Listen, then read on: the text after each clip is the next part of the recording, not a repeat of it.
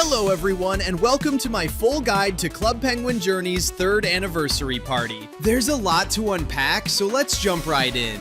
As soon as you first log in, you'll be greeted by introduction messages from Antarctic and Jetpack Guy. They seem to be hinting at something involving the PSA and EPF, especially with the way the tour bots, which we'll see later on in the video, are acting. Very similar to the Halloween 2015 party from the original Club Penguin. Speaking of Antarctic and Jetpack Guy, they'll both be visiting the island as mascots during the party. If you've already met them and added them to your buddy list, you can now collect their backgrounds until the party ends. And if you collect both, you'll unlock a special bonus background featuring the two of them together. Here's what all 3 backgrounds look like on my player card. Let's start by checking out the newly renovated Lookout Room, which was announced to be getting a redesign last week.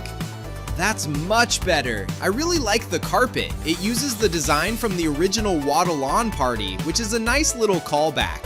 Over at the table on the right, you'll find a brand new minigame called Jigsaw Jam. The concept is simple. You're given a random image and you have to complete it like a puzzle. Just drag the pieces to connect them and click pieces to rotate them when needed. You're also given a preview of the final image to help you out. Here's a quick playthrough.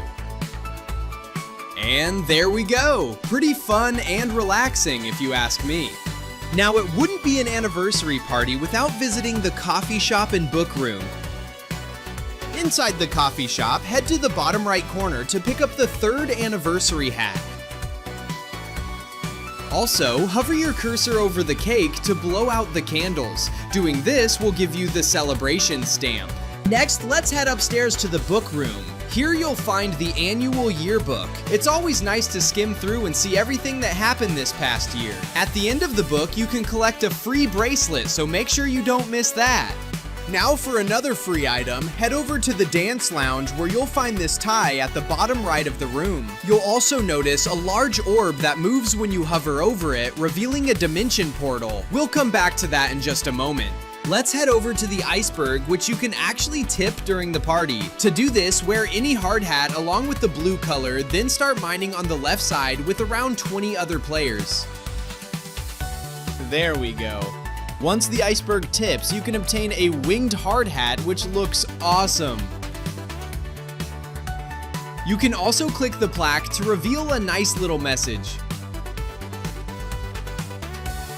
Next, we're heading to the stadium where a performance by the Penguin Band, Cadence and DJ Max takes place every odd hour in Penguin Standard Time. When the concert starts, you should earn the ultimate fan stamp. You can also click on any of the performers to collect a background. Here's what it looks like on my player card.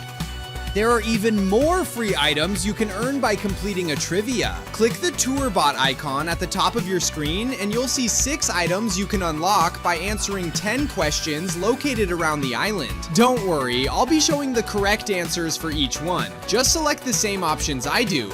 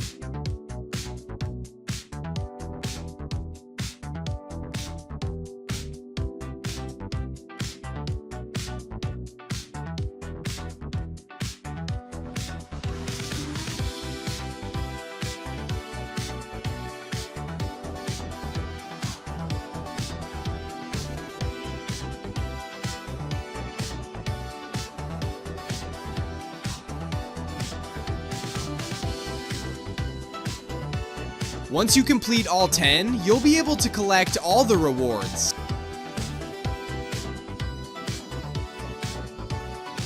One of the trivia questions mentions 4 exclusive Puffles, and yes, you can actually adopt all of them during this party for free. The first one is at the Mine Shack. Click the Pumpkin Puffle to adopt it. Next, head to the Dojo Courtyard to find the Sleeping Gray Puffle. The Reindeer Puffle can be found right here at the ski hill.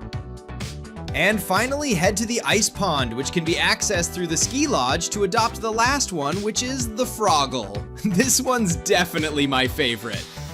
We're back at the Dance Lounge to enter the Dimension Portal to play the Journeyscape minigame. You can read the instructions by clicking the paper nearby, but here's a quick explanation. To move across the board, you spin the wheel at the bottom right. If you land on something like +2, you earn 2 game points, and lose points whenever you land on negative numbers. These points can be spent on items from mascot stalls featuring Rory, Rookie, and Cadence. As you travel through the board in different rooms, you'll eventually lose health. This can happen by landing on a broken heart space or by failing minigame challenges. For example, if you land on a minigame space, you might need to earn at least 1,000 points to keep your health, depending on the minigame. If you don't reach the requirement, you lose a life. Also in my case, for every 500 points I earn in this game, which happen to be Smoothie Smash, I'll gain 1 game point. So if I got a score of 1,000, that means that I got 2 Journeyscape points.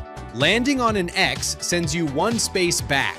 A question mark gives you a random effect, so you might gain points, move forward, or even lose points. And if the wheel lands on a number, that's how many spaces you move forward. It sounds a bit complex at first, but you'll get the hang of it pretty quickly as you play.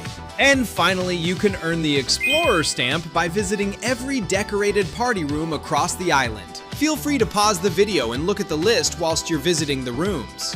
I'm not completely sure if rooms like the Ninja Hideout, Fire Dojo, or the Agent HQ count toward the stamp since they're not accessible to everyone, especially newer players, but I listed them anyway just to be safe.